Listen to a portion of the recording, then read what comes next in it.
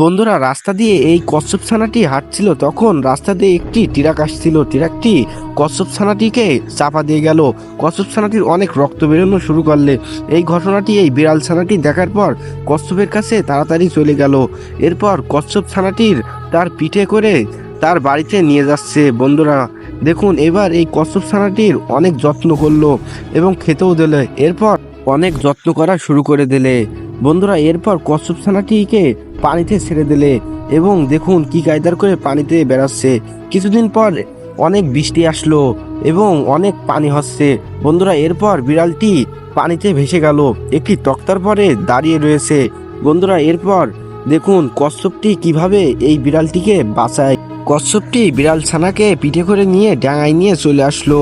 বন্ধুরা এই ভালো কচ্ছপ আর বিড়ালটির জন্য চ্যানেলটি সাবস্ক্রাইব করে পাশে থাকুন আরও নিত্য নতুন ভিডিও পেতে।